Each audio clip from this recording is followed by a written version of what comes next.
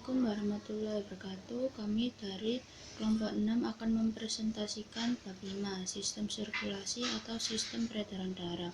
Saya ketua dari kelompok 6 adalah Triska Yuniar, absen 20.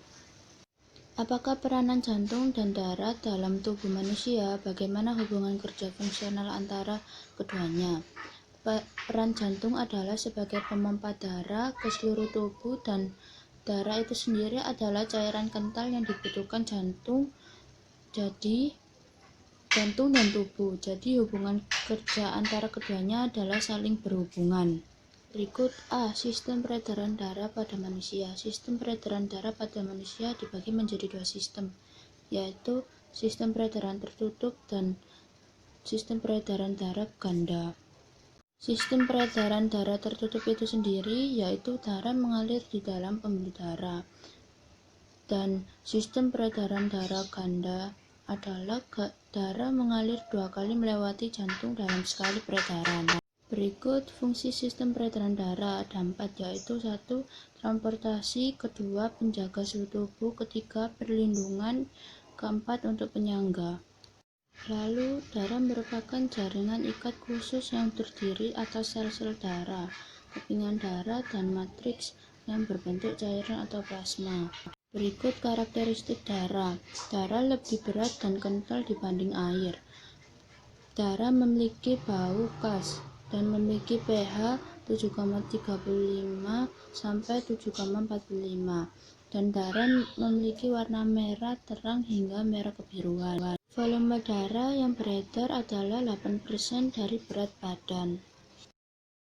Sistem peredaran darah pada manusia. Darah.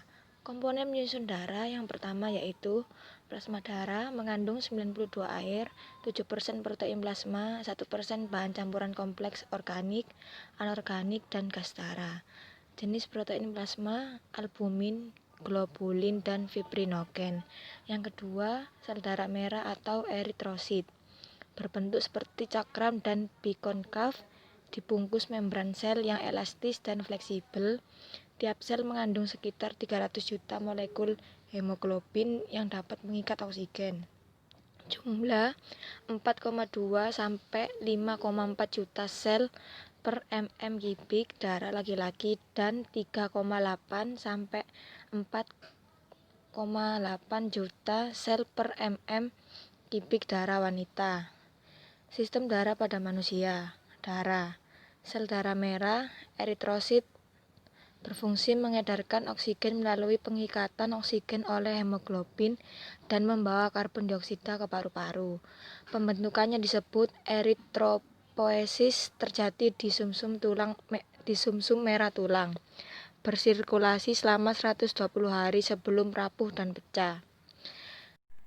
Sel darah putih atau leukosit, jumlahnya 5.000 sampai 10.000 sel per milimeter kubik darah.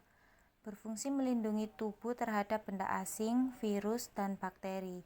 Memiliki sifat 1. Diapedesis, menembus pori-pori membran kapiler. 2. Bergerak ameboid, gerakannya menyerupai amuba. 3. Kemotaksis, bergerak karena pengaruh pelepasan zat kimia oleh jaringan yang rusak. 4. Fagositosis, mampu menelan mikroorganisme, benda asing, dan sel darah merah yang sudah tua atau rusak. Jenis sel darah putih atau leukosit berdasarkan ada dan tidak adanya granula dalam sitoplasma. Granulosit. 1. Neutrofil, berfungsi dalam fagositosis. 2. Eosinofil, berfungsi sebagai fagosit yang lemah dan pembuangan racun penyebab radang. 3. Basofil, mengandung histamin yang berfungsi untuk meningkatkan aliran darah ke jaringan yang cedera. Berikutnya ada agranulosit. 1. Limfosit, berperan dalam sistem kekebalan tubuh. 2. Monosit, berfungsi sebagai fagosit yang aktif. Berikut adalah jenis-jenis leukosit. Ada monosit, limfosit, eosinofil, basofil, dan neutrofil. Yang keempat yaitu keping darah atau trombosit. Ciri-cirinya Yang pertama, merupakan fragmen sel tidak bernukleus berasal dari megakariosit di sumsum tulang. Yang kedua, jumlahnya 150.000 sampai 400.000 sel per mm kubik darah. Yang ketiga, berumur 5 sampai 9 hari.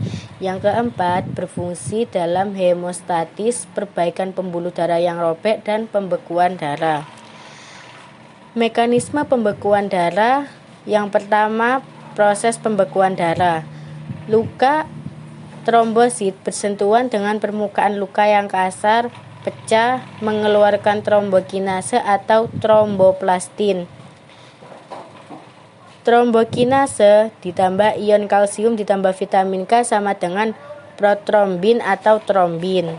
Trombin sama dengan fibrinogen atau fibrin, yaitu menghalangi keluarnya sel darah merah hingga terjadi pembekuan darah. Yang kedua, faktor-faktor pembekuan darah, yaitu salah satunya ada protrombin, fibrinogen, ion kalsium, trombokikoninase, dan vitamin K. Sekian presentasi dari kelompok saya. Maaf jika ada salah kata. Wassalamualaikum warahmatullahi wabarakatuh.